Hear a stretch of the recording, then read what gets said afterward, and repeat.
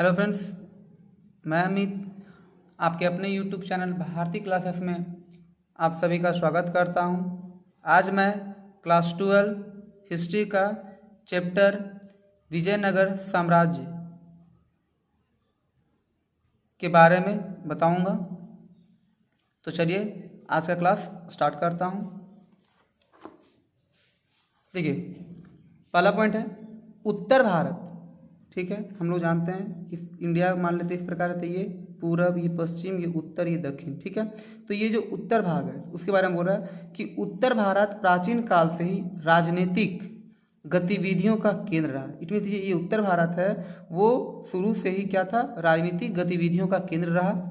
ठीक है, अब आते हैं दक्षिण भारत के बारे में बात करते हैं। तो दक्षिण भारत प्राचीन काल से सांस्कृतिक गतिविधियों का केंद्र रहा। ठीक है, उत्तर भारत क्या रहा था, राजनीतिक गतिविधियों का केंद्र, तो दक्षिण भारत क्या रहा था, सांस्कृतिक गतिविधियों का केंद्र था। ठीक है, अब आते हैं टॉपिक हम्पी। ठीक है, इस विजयनगर साम्राज्य को ही हम्पी बोला जाता है। ठीक है, अब देखिए हम्पी के बारे में बताता हूँ। हम्पी देखिए टॉपिक क्या बोलता है कि 17वीं सदी से 18वीं सदी तक विजयनगर साम्राज्य पूरा विनाश हो गया था। ठीक है, क्या बोल रहा है कि 17वीं सदी से लेकर 18वीं सदी तक ये जो विजयनगर साम्राज्य था वो पूरी तरह से इसका क्या हो गया था, वो विनाश हो गया था उसका। ठीक है, कृष्ण नदी से तुंगभद्रा, ठीक है, इसके बीच में ये पड़ता है रायचूर। ठीक है, इस क्षेत्र के बीच में जो इस क्षेत्र के जो निकट है वो क्या बोलता है, इसको रायचूर बोला जाता है।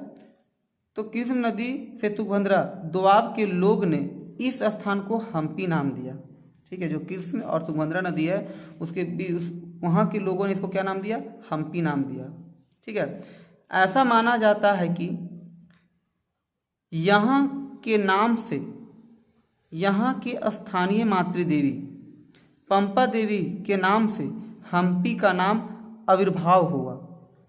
इट मीन्स कहने का तात्पर्य यह है कि इस स्थान को हम्पी जब नाम दिया गया, बोलता है कि ऐसा माना जाता है, लोगों का जो मानना है कि यहाँ के नाम से, ठीक है, यहाँ का कहाँ मतलब हम्पी, यहाँ के नाम से यहाँ के स्थानीय मातृदेवी, यहाँ के जो स्थानीय मातृदेवी को क्या बोला गया, पंपा देवी के नाम से हम्पी का नाम आविर्भाव हुआ। मतलब इस पंपा देवी के नाम से ही इसका नाम पड़ा, क्या पड़ा, हम्पी। ठीक है, नेक्स्ट पॉइंट आते हैं। इस प्रकार हम्पी विजयनगर का ही नाम है। इट मीन्स अभी मैंने बताया था स्टार्ट करने से पहले वीडियो कि ये जो विजयनगर साम्राज्य को ही क्या बोला गया, हम्पी बोला गया, चाहे हम्पी को विजयनगर सबको बोल लीजिए। ठीक है, तो इस प्रकार हम्पी विजयनगर का ही नाम है। नेक्स्ट पॉइंट है 1336 ईस्वी में हरिहर एवं बुक्कन ने दक्षिण भारत में विजयनगर साम्राज्य की स्थापना की। अब देखिए ये वीवीआई पॉइंट है, बहुत महत्वपूर्ण है, थोड़ा ध्यान रखिएगा कि 1336 में हरिहर एवं बुक्कन ने दक्षिण भारत में विजयनगर साम्राज्य की स्थापना की। यहाँ से ध्यान रखिएगा कि ऑब्जेक्टिव क्वेश्चन बन सकती है कि विजयनगर की स्थापना किसने की, तो हरिहर एवं बुक्कन ने। या फिर हो सकता है क्वेश्चन कि विजयनगर साम्राज्य की स्थापना कब हुई, तो ये हरिहर बुक्कन दोनों मिलकर कब के थे, 1336 में। ठीक है, अब नेक्स्ट पॉइंट है रायचूर दोआब के उत्तर भाग बहमानी साम्राज्य की स्थापना 1347 ईस्वी में अलाउद्दीन बहमान शाह ने की। क्या बोलता है कि रायचूर जो दोआब है के उत्तर भाग, मतलब ये जो क्षेत्र है, ये दोआब का जो क्षेत्र रायचूर का, उसका उत्तर भाग बहमानी साम्राज्य की स्थापना जो है 1347 ईस्वी में अलाउद्दीन बहमान शाह ने किया था। ठीक है, अब बोलता है नेक्स्ट पॉइंट है कि विजयनगर साम्राज्य यदि हिंदू साम्राज्य था तो बहमानी जो था साम्राज्य वो मुस्लिम साम्राज्य था। देखिए बहुत इंपॉर्टेंट पॉइंट है कि विजयनगर साम्राज्य किस प्रकार का साम्राज्य था, तो एक हिंदू साम्राज्य था ये। ठीक है, लेकिन जो बहमानी साम्राज्य था वो किस प्रकार का साम्राज्य था, ये मुस्लिम साम्राज्य था। ठीक है, थोड़ा सा और क्लियर करते हैं इसको। जैसे ये मैंने टॉपिक बनाया हम्पी की खोज। ठीक है, तो ध्यान रखिएगा यहाँ से क्वेश्चन क्या बनता है कि हम्पी की खोज कब हुई, किसने किया, या फिर हो सकता है कि हम्पी के बारे में टिप्पणी लिखने के लिए दे दिया जाए। ठीक है, तो ध्यान रखिएगा हम्पी की खोज मैंने टॉपिक बनाया। तो यहाँ पे देखिए थोड़ा सा ध्यान रखना होगा कि हम्पी के बारे में जब पूछे ना, तो देखिए ऐसा हो सकता है कि हम्पी की खोज किसने और कब की अथवा हम्पी की खोज के बारे में लिखे। यहाँ पे जो क्वेश्चन बना सकता है एग्जाम में आ सकता है कि हम्पी की खोज कब और किसने की, या फिर हो सकता है कि हम्पी की खोज के बारे में लिखे। ठीक है, तो देखिए 1800 में ईस्ट इंडिया कंपनी के अभियंता एवं पुरातत्ववेता, क्या बोलता है कि 1800 में ईस्ट इंडिया कंपनी के जो अभियंता एवं पुरातत्ववेता कर्नल कॉलिन मैकेंजी ने इस पर प्रकाश डाला। ठीक है, थोड़ा ध्यान रखिए, क्वेश्चन मैंने क्या बताया, इससे क्वेश्चन क्या बताया कि हम्पी की खोज कब की गई, तो 1800 में। हो सकता है क्वेश्चन एग्जाम में आ जाए कि हम्पी की खोज ऑब्जेक्टिव दे दे कि हम्पी का खोज कब हुआ, तो 1800 में। ठीक है, कौन किया, मैकेंजी ने। ठीक है, इसे प्रकाश डाला वो। आगे बोलता है मैकेंजी ने इस स्थान का पहला सर्वेक्षण मानचित्र तैयार किया। ये मैकेंजी जो था इस स्थान का क्या किया था, सर्वेक्षण मानचित्र तैयार किया। इन्होंने तिरुपाछ मंदिर एवं पंपा देवी के पूजा स्थल के पुरोहित की स्मृति पर आधारित बातों से जानकारी ली। अब क्या बोलता है कि मैकेंजी जो था इसका जब खोज किया, इसके बारे में जब मतलब इसके बारे में जब बताने लोगों को लगा, तो क्या किया, सबसे पहले इसका मानचित्र बनाया और क्या किया, जो तिरुपाछ मंदिर एवं पंपा देवी की जो पूजा स्थल के जो पुरोहित थे, मतलब जो पंडित थे, ठीक है, उसके बातों से ये जानकारी मिलता है कि यहाँ पे था कोई साम्राज्य था। ठीक है, आगे है कि विदेशी यात्रियों के वृत्तांत तथा तेलुगु, कन्नड़, तमिल और संस्कृत में लिखे गए साहित्य से मिलान करने के बाद विजयनगर शहर एवं विजयनगर साम्राज्य के इतिहास का पुनर्निर्माण हुआ। दोबारा जब निर्माण उसके बारे में बताता है, बोलता है क्या है कि वहाँ की जो पंडितों से या फिर जो विदेशी यात्री लोग आए थे, ठीक है, उनकी किताबों से या फिर तेलुगु, कन्नड़ और संस्कृत में लिखे गए जो साहित्य है, ठीक है, साहित्य से मिलान करने के बाद उन लोग से जब दोनों को मिलाया गया, तो उसके बाद क्या हुआ कि विजयनगर शहर और विजयनगर साम्राज्य के इतिहास का पुनर्निर्माण हुआ। ठीक है, तो ध्यान रखिएगा, यहाँ से जो VVI है क्वेश्चन आता है कि हम्पी की खोज कब हुआ, 1800 में, ध्यान रखिएगा। ठीक है, किया गया था और मैकेंजी ये किया था ये काम। लेकिन विजयनगर जो साम्राज्य की स्थापना कब हुआ था, 1336 में हरिहर एवं बुक्का ने ये किया था। ठीक है,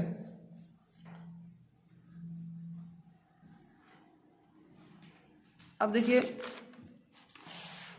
अब क्या हुआ कि विजयनगर साम्राज्य पर 4 वंशों ने शासन किया। ये जो पूरी ये विजयनगर जो साम्राज्य था, ये पूरा विजयनगर जो साम्राज्य था, इस पे 4 वंशों ने शासन किया।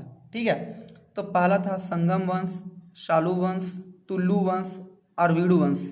ठीक है, ये जो वंश थे इस विजयनगर साम्राज्य पर क्या किए थे, लोग शासन किया था। ठीक है, तो देखिए पहला उसमें संगम वंश जो शासन किया था वो 1336 से 1485 ईस्वी तक। ठीक है, शालू वंश जो था वो 1486 से 1505 ईस्वी तक।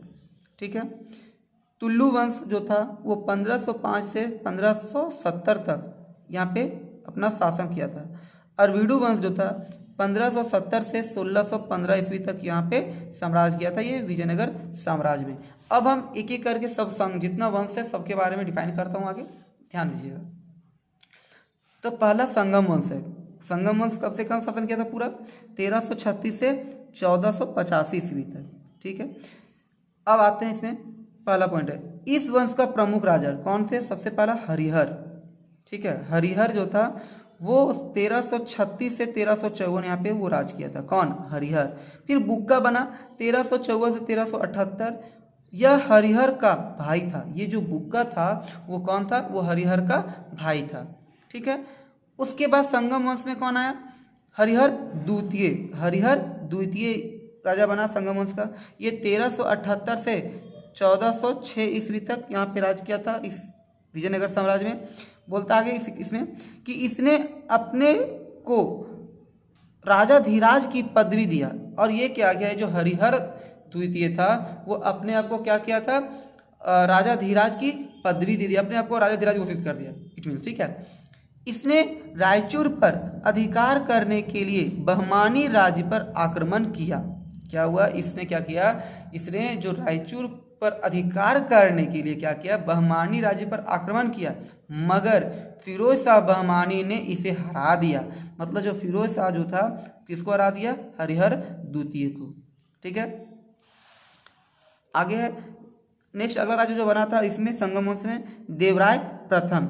ठीक है, देवराय प्रथम ध्यान रखिएगा 1406 से 1422 ईस्वी तक। बोलता है कि इसके काल में इटली यात्री निकोली कॉन्टी ने विजयनगर साम्राज्य की यात्रा की थी। ये बहुत ही इंपॉर्टेंट, इसको ध्यान रखिएगा कि निकोली कॉन्टी जो थे किनके शासनकाल में वो विजयनगर साम्राज्य आए थे, तो वो देवराय प्रथम के शासनकाल में वो आए थे। ठीक है, वो कहाँ के यात्री थे, तो इटली के यात्री थे। ठीक है, नेक्स्ट पॉइंट है देवराय द्वितीय 1422 से 1446 ईस्वी तक। इट मीन्स देवराय प्रथम के बाद कौन बने थे राजा, देवराय द्वितीय। ठीक है, ये 1422 से 1446 ईस्वी तक। ईरानी यात्री अब्दुल रजाक ने इनके शासनकाल में विजयनगर आए थे। मतलब देखिए अब ध्यान रखिएगा कि अब्दुल रजाक जो ईरानी यात्री था वो इनके शासनकाल में, किसकी देवराय द्वितीय के शासनकाल में वो विजयनगर आए थे। देखिए कॉमन है दोनों में, एक देवराय प्रथम है एक देवराय द्वितीय है, और दोनों के शासन में कोई ना कोई यात्री आया था। तो देवराय प्रथम के शासनकाल में निकोली कॉन्टी आया है जो इटली का था, और देवराय द्वितीय के काल में वो ईरानी यात्री अब्दुल रजाक आया था। ठीक है, ध्यान रखिएगा बहुत इंपॉर्टेंट यहाँ सब्जेक्टिव क्वेश्चन बनता है कि अब्दुल रजाक किसके शासनकाल में आया था या फिर निकोली कॉन्टी किसके शासनकाल में आया था। ठीक है, नेक्स्ट पॉइंट है दूसरा जो अब आता है, प्रथम जो आपका जो संगम वंश है वो खत्म हो गया, अब है शालू वंश जो 1486 से 1505 ईस्वी तक चला। ठीक है, तो बोलता है इसमें कि इस वंश का संस्थापक, मतलब इस वंश का जो स्थापना किया था, संस्थापक किया था वो कौन था, नरसिंह शालू। क्या बोलता है कि इस वंश का जो संस्थापक था वो कौन था, नरसिंह शालू। ठीक है, ये ध्यान रखना ये सब बात। अब है तीसरा जो आया था तुल्लु वंश। जो तीसरा वंश था कौन था, तुल्लु वंश, जो 1505 से 1570 ईस्वी तक इसका शासनकाल था, ये वंश चला था। ठीक है, इसमें पहला राजा था वीर नरसिंह। इस तुल्लु वंश का जो प्रथम राजा था वो कौन था, वीर नरसिंह। इसके बारे में ये 1505 से 1509 ईस्वी तक राज किया था। ठीक है, यह तुल्लु वंश का संस्थापक था। अब आता है क्वेश्चन कि तुल्लु वंश का जो संस्थापक था वो कौन था, तो तुल्लु वंश का जो संस्थापक था वीर नरसिंह था। ठीक है, अब आते हैं इसके बाद राजा बना दूसरा कृष्णदेवराय। ठीक है, कृष्णदेवराय, वीर नरसिंह के बाद कौन बना, कृष्णदेवराय। ये 1509 से 1529 तक। ठीक है, ये जो कृष्णदेवराय थे वो विजयनगर साम्राज्य के राजा कब बने थे, 1509 में, और कब तक रहे, 1529 में। इसमें पॉइंट है कृष्णदेवराय विजयनगर का महानतम शासक था। ध्यान रखिएगा ये बहुत ही महत्वपूर्ण बिंदु है। कृष्णदेवराय जो था वो विजयनगर साम्राज्य का महानतम शासक था। ठीक है, अगला राजा जो इसमें था अच्युत देव। दूसरा राजा था कौन था, अच्युत देव, जो 1530 से 1542 तक यहाँ पे रहा। कृष्णदेवराय की मृत्यु के बाद विजयनगर साम्राज्य कमजोर पड़ने लगा। क्या हुआ, जब कृष्णदेवराय जब मर गए, ठीक है, तो ये क्या हुआ, कमजोर पड़ने लगा इनका शासन, ये विजयनगर साम्राज्य में, ये तुलु वंश, और इनका उत्तराधिकारी अच्युत राय बना। अब क्या हुआ, इसके बाद कौन बना, अच्युत राय बना था। किसके बाद, जब ये मर गए थे, कौन, कृष्णदेवराय, उसके बाद कौन बना, ये ना अच्युत देवराय। ठीक है, इसका ये शॉर्ट नाम है अच्युत राय। उसके बाद कौन बना, अच्युत देवराय के बाद सदाशिव, जो 1542 से 1570 ईस्वी तक था। ठीक है, अब देखिए सदाशिव में यह कृष्णदेवराय का भतीजा था। देखिए ध्यान रखिएगा, ये जो सदाशिव था वो क्या था, कृष्णदेवराय का भतीजा था, या नाम मात्र का शासक था। राज्य का वास्तविक शक्ति इनके प्रधानमंत्री राम राय के हाथों में था। अब देखिए ये सदाशिव राय कौन था, सदाशिव था वो कृष्णदेवराय का भतीजा था, और ये सिर्फ शासक था नाम मात्र का, लेकिन इसका जो सब कुछ चलाता था राजपाट, वो प्रधानमंत्री जो था इसके समय में वो पद था, वो किसके हाथों में था, राम राय के हाथों में था। ठीक है, नेक्स्ट पॉइंट है, देखिए अब यहाँ इसके बारे में क्या बोलता है। राम राय बहमानी राज्यों में फूट डालो और राज्य करो की नीति अपनाई, और बहमानी साम्राज्य 5 भागों में विभाजित हो गया। ठीक है, क्या बोलता है तो सुनिए ध्यान से। राम राय बहमानी राज्यों में फूट डालो और राज करो की नीति अपनाई और बहमानी साम्राज्य 5 भागों में विभाजित हो गया। ये जो था बहमानी साम्राज्य को कितने भागों में बांट दिया? 5 भागों में। अब अगला जो वंश, जो लास्ट वंश था इसका, अरविडु वंश जो था वो 1570 से 1615 ईस्वी तक चला था। ठीक है, बोलता है इसके बारे में कि विजयनगर के पतन के बाद तिरुमाल ने अरविडु वंश के स्थापना की। तिरुमाल जो व्यक्ति था, ये राजा था।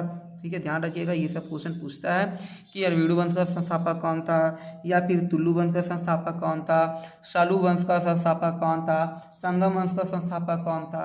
और इसमें से भी जो महत्वपूर्ण जो था वो हरिहर थे, बुक्का थे। ठीक है, देवराय प्रथम, द्वितीय, या फिर कृष्ण देव राय। ठीक है, ये इनकी शासनकाल भी पूछ सकते हैं। ठीक है, ध्यान रखिएगा।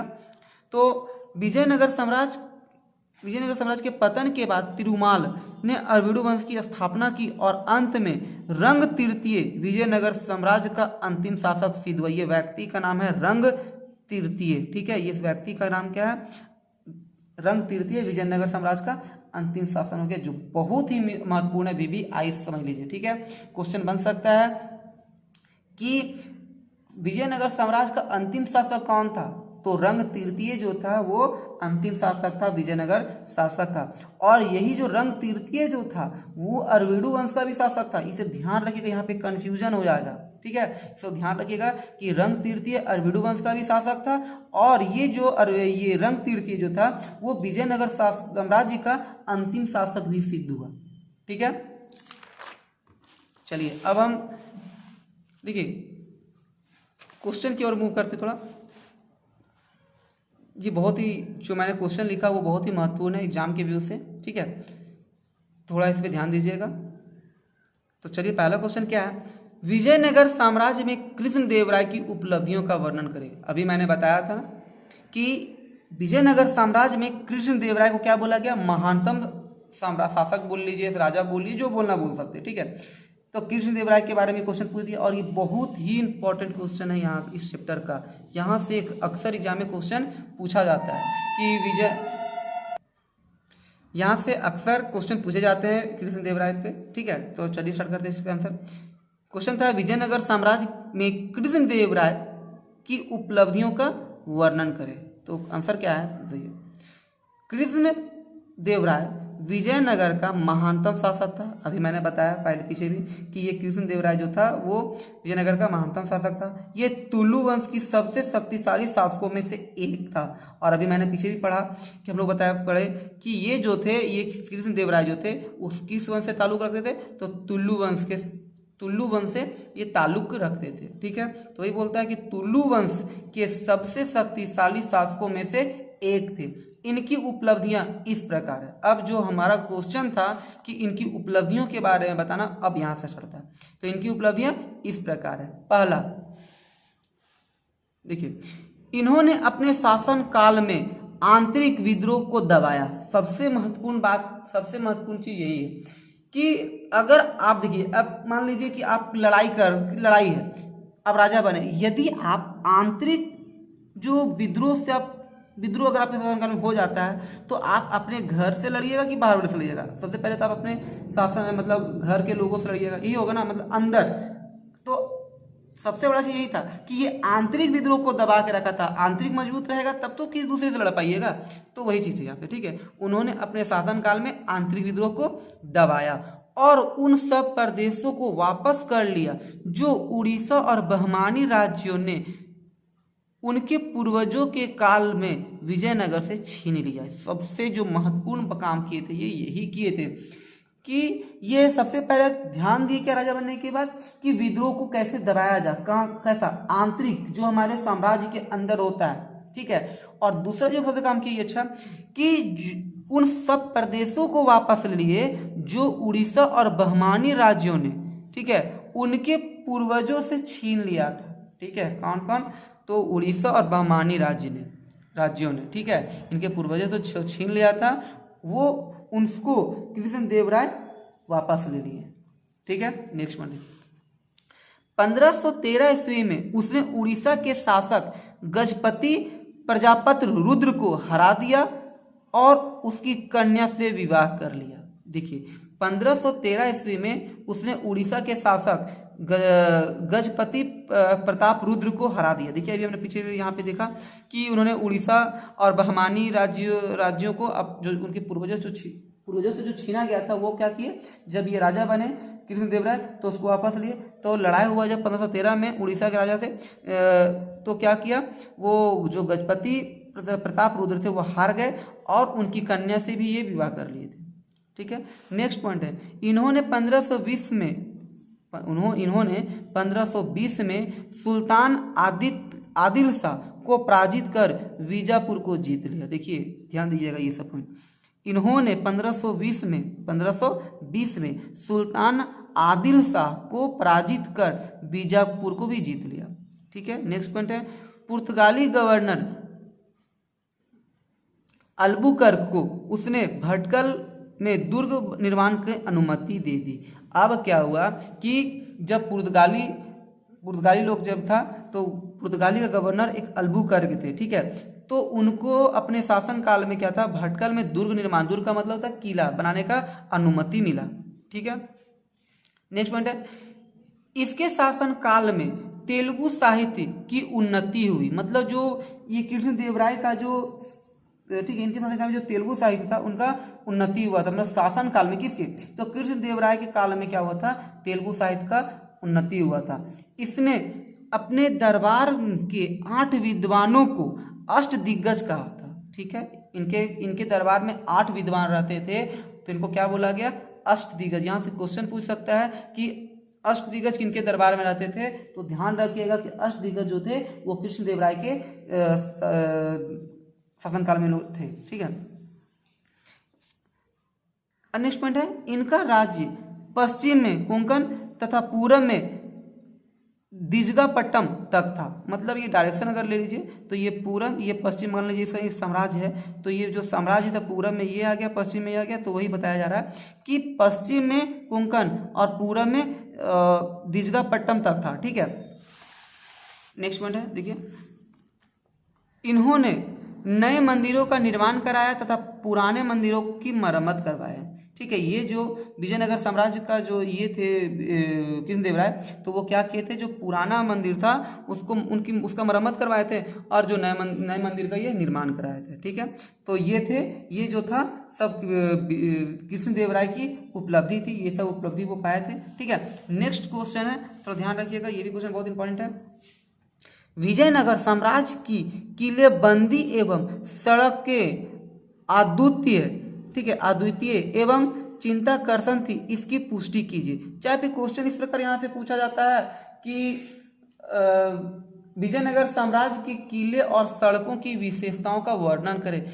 ठीक है, यहाँ पे इस तरह का क्वेश्चन भी पूछ सकता है, उसका भी आंसर यही होगा। ठीक है, तो ध्यान रखिएगा यहाँ पे क्वेश्चन क्या है, फिर से मैं रिपीट कर दे रहा हूँ, विजयनगर के किले और सड़कों की विशेषताओं का वर्णन करें। ठीक है, तो इसका भी अगर क्वेश्चन इसको एग्जाम में यही क्वेश्चन आ जाता है कि विशेषता का वर्णन करें, तो आप यही लिख सकते हैं, इसका आंसर ये भी जा सकता है। ठीक है, ध्यान रखिएगा।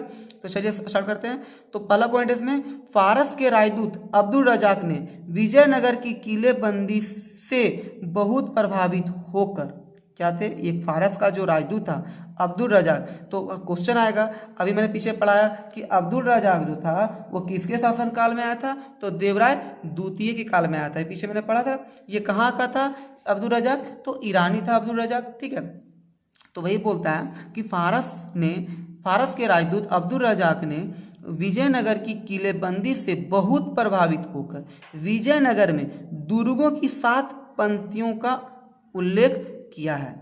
ये क्या है, जो राजदूत ये अब्दुल रजाक है वो क्या किया कि विजयनगर का जो किला है, दुर्ग का मतलब किला, ठीक है, किला की 7 पंक्तियों का उल्लेख किया। ठीक है, आगे है, वह लिखता है कि पहली, दूसरी और तीसरी दीवारों के बीच जुते हुए खेत, बगीचे एवं आवास है।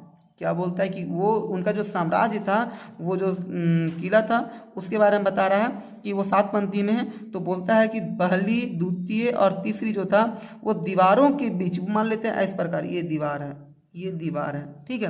तो इन दीवारों के बीच क्या है, तो जुते हुए खेत हो सकता है, ये खेत है मान लेते हैं, ये खेत जुता हुआ है, बगीचा बोल रहा था, हो सकता है बगीचा ऐसे हो, यहाँ यहाँ बगीचा हो, यहाँ भी खेत हो सकता है, घर हो तो घर यहाँ पे भी हो सकता है, यहाँ पे भी घर हो सकता है, यहाँ पे भी घर हो सकता है। इट मीन सेंस ये दे रहा है कि उसका जो महल था वो बीच में था और चारों तरफ से उसको घेर के रखा था 7 पंक्तियों में, ठीक है। नेक्स्ट पॉइंट है, दुर्ग में प्रवेश करने के लिए सुरक्षित प्रवेश द्वार थे। क्या बोलता है कि दुर्ग में, अगर किला में आप प्रवेश करने के लिए क्या था, सुरक्षित प्रवेश द्वार थे जो शहर के मुख्य सड़कों को जोड़ती थी, ठीक है। क्या बोलता है कि जो दुर्ग में जो प्रवेश करने के लिए सुरक्षित प्रवेश द्वार था, ठीक है, जो शहर के मुख्य सड़कों को जोड़ती थी, ठीक है। नेक्स्ट पॉइंट है, डेनिगोस पेज ने बताया कि ये भी विद्वान है, ठीक है। डेनिगोस पेज जो थे वो भी विद्वान थे। इन्होंने बताया कि पहली किलेबंदी से शहर में प्रवेश करने की अत्यधिक व्यवस्था थी। क्या बोलता है कि पहली किलेबंदी से शहर में प्रवेश करने की अत्यधिक व्यवस्था थी। बीच में खेत एवं बगीचे, दूसरे किलेबंदी द्वारा नगरीय केंद्र के आंतरिक भाग को घेरा गया और तीसरे किलेबंदी द्वारा शासकीय केंद्र को घेरा गया। देखिए अभी जो मैंने यहाँ डायग्राम बताया था उसी के बारे में ये बताते हैं, डेनिगोस पेज बताते हैं कि जो पहला जो किलाबंदी था उसमें क्या था, खेत एवं बगीचा, ठीक है। ये जो आप मान लेते हैं कि ये बीच में ये पहला किला है तो इसमें ये खेत है, ये बगीचा है, ठीक है। उसके बाद बोलता है कि दूसरे किलेबंदी द्वारा नगरीय केंद्र की आंतरिक भाग, मतलब नगर जो था, नगर था दूसरे केंद्र में, ठीक है, दूसरा में नगर था। और तीसरे किलेबंदी, ये मान लीजिए तीसरा किलेबंदी, तो तीसरे किलेबंदी तो शासकीय केंद्र था, जो शासक लोग थे उसके उनका मकान रहता था, उसको चारों तरफ से बाउंड्री से घेर दिया गया, जो ऊंचे ऊंचे दीवार थे, ठीक है। नेक्स्ट शहर के अंदर, नेक्स्ट पॉइंट है, शहर के अंदर तथा शहर से बाहर जाने वाली सड़कों को पहाड़ी भूभागों से हटाकर उसको बनाया गया था, ठीक है। क्या बोल रहा है ना, ये बोलना ये चाह रहा है कि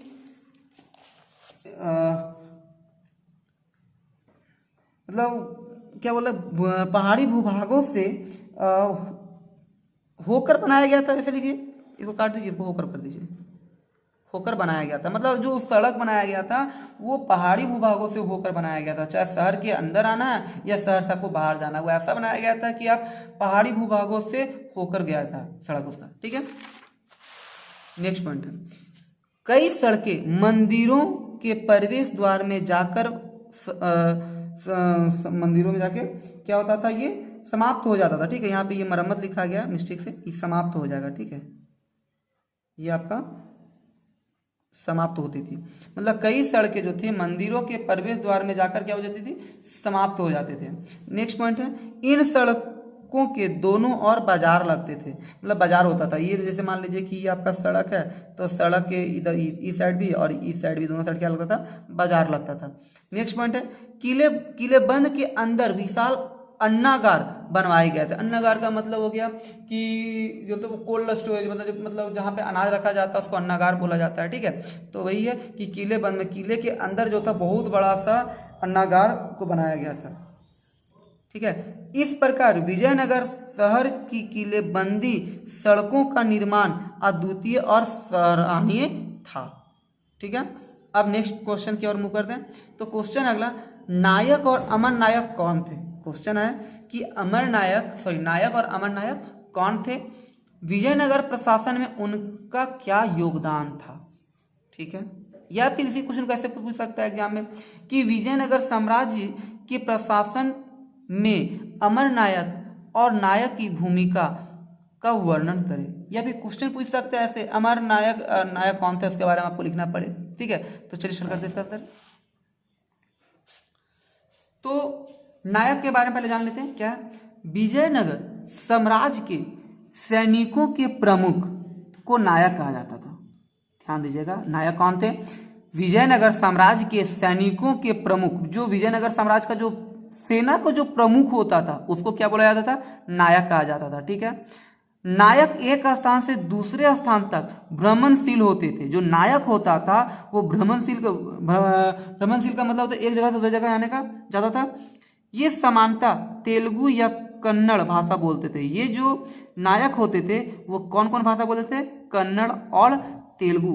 ठीक है, ये हमेशा विद्रोह कर देते थे। इन्हें सैन्य कार्यवाही द्वारा वश में किया जाता था। देखिए क्या बोल रहा है, ये ध्यान रखिएगा कि ये जो नायक थे वो हमेशा विद्रोह कर देता था।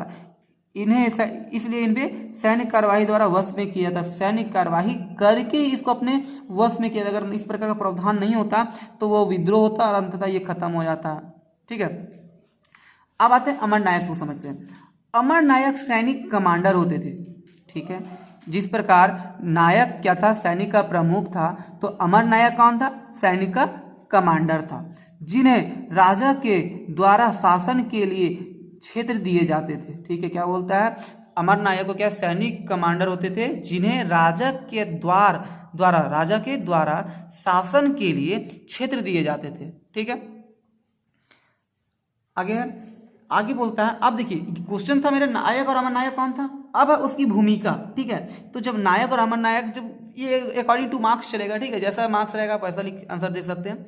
तो आगे है कि भूमिका, तो विजयनगर साम्राज्य के प्रशासन में इनकी भूमिका इस प्रकार है। ठीक है, विजयनगर साम्राज्य में जो नायक और अमर नायक है उनकी भूमिका इस प्रकार है। ठीक है, तो पहला है ये किसानों, व्यापारियों तथा शिल्पकारियों से कर वसूलते थे। जो नायक और अमर नायक थे वो क्या करते थे? किसानों से, व्यापारियों से तथा शिल्पकर्मियों से कर वसूलते थे। ठीक है, दूसरा पॉइंट है इनके प्रमुख उत्तरदायित्व थे। इनके जो प्रमुख उत्तरदायित्व थे कि मंदिरों में दान देना, तालाबों का निर्माण करवाना तथा बंजर भूमि को उपजाऊ बनाना। इनका जो प्रमुख काम था, दायित्व था, बोल सकते क्या क्या था? मंदिरों में दान देना, मंदिरों को क्या करना था? दान देना था मंदिरों में। ठीक है, तालाबों का निर्माण कराना था, बंजर भूमि को उपजाऊ बनाना था। ये जो नायक और अमर नायक का काम था, वो जो उत्तरदायित्व था, इनके ऊपर रिस्पॉन्सिबिलिटी होती थी, क्या था? मंदिरों में दान देना, तालाबों का निर्माण करवाना, बंजर भूमि को उपजाऊ बनाना। आगे इनके एक सैन्य अधिकारी होते थे। इनका जो एक सैन्य अधिकारी होते थे जिसके अधीन एक निश्चित संख्या में सैनिक टुकड़ियां होती थी। अब इनके देखो ये दोनों मेन हो गए, तो इनके अंडर में क्या होता था? ये मान लेते ये प्रमुख है, कोई चाहे नायक हो चाहे अमर नायक हो। ठीक है, ये है, तो इसके अंदर में क्या होता था? सैनिक को रखा जाता था। इनके अंदर में सैनिक लोग रहते थे। ठीक है, अब मैंने 4 का फिगर बनाया, और भी हो सकता है, 4 ही नहीं है, कोई जरूरी नहीं। ठीक है, बहुत सारे सैन्य टुकड़े होते थे इनके में। नेक्स्ट पॉइंट है अमर नायक राजा को साल में एक बार उपहार भेंट करते थे। जो अमर नायक थे, अमर नायक जो होता था वो क्या करता था? राजा को साल में एक बार उपहार भेंट करते थे। उपहार का मतलब तोहफा। ठीक है, अब आते हैं न्यायकार व्यवस्था। ठीक है, तो इसमें पॉइंट है जागीरदारी व्यवस्था को न्यायकार व्यवस्था कहा जाता है। जो जागीरदारी व्यवस्था था उसको क्या बोला जाता था? न्यायकार व्यवस्था बोला जाता था। ये भूसामंत नायक कहलाते थे। ये जो भूसामंत थे वो नायक कहलाते थे तथा सैनिक सामंत भी कहलाते थे। ये जो भूसामंत थे वो नायक कहलाते थे तथा सैनिक सामंत भी कहलाते थे। नेक्स्ट पॉइंट है विजयनगर साम्राज्य में नेक्स्ट है कि विजयनगर साम्राज्य में राजा को राय कहा जाता था। ध्यान रखिएगा, ये बहुत अच्छा पॉइंट है कि विजयनगर साम्राज्य में राजा को क्या कहा जाता था? तो राय कहा जाता था। ये राजा सैनिक व असैनिक अधिकारियों को उनकी विशेष सेवा के बदले भूमि प्रदान करते थे। क्या बोलता है? कि ये राजा सैनिक व असैनिक अधिकारियों को उनकी विशेष सेवा के बदले भूमि प्रदान करती थी। वे राजा क्या बोलते? ये राजा जो थे सैनिक व असैनिक अधिकारियों को उनकी विशेष सेवा के बदले, मतलब कोई अच्छा काम कर दे तो उसको क्या देते? बदले में भूमि दे देते। इसके प्राप्तकर्ता अमर नायक कहलाते। जो इसको प्राप्त करते थे उसको क्या बोलते थे? अमर नायक कहलाते थे। ठीक है, नेक्स्ट आ गया पॉइंट कि अमर नायक अपने भूक्षेत्र के कृषकों, व्यापारियों तथा शिल्पियों मतलब शिल्पकर्मियों से भूराजस्व तथा अन्य कर वसूलते थे। मैंने आगे भी बताया कि ये जो नायक और अमर नायक होते थे वो टैक्स वसूलने का काम करते थे। ठीक है, तो अगला पॉइंट है अमर नायक राजा को वर्ष में एक बार भेंट भेजता था। ये भी पीछे बताया मैंने कि नायक जो अमर नायक जो होता था वो वर्ष में कम से कम एक बार जो होता था राजा को भेंट देता था। ठीक है, नेक्स्ट पॉइंट है, नेक्स्ट क्वेश्चन है। इधर ध्यान रखिएगा कि मैंने जितना क्वेश्चन इसमें बनाया है वो कोई क्वेश्चन नहीं, वो टॉपिक है, और मैंने उस टॉपिक से रिगार्डिंग अपने से क्वेश्चन तैयार किया जो एग्जाम में आते हैं। ठीक है, तो अगला क्वेश्चन है, विजयनगर शासकों द्वारा हम्पी में बनवाए गए भवनों तथा महलों की विशेषताओं का वर्णन करें। क्या बोलता है कि विजयनगर शासकों द्वारा हम्पी में बनवाए गए भवनों तथा महलों की विशेषताओं का वर्णन करें। ठीक है, अब देखिए क्या है आंसर है, विजयनगर के स्थापत्य कला को 3 भागों में बांटा गया था। हेलो फ्रेंड्स, यदि मेरा वीडियो आपको पसंद आया हो तो लाइक, सब्सक्राइब और बेल आइकन दबाना ना भूलें। Thank you.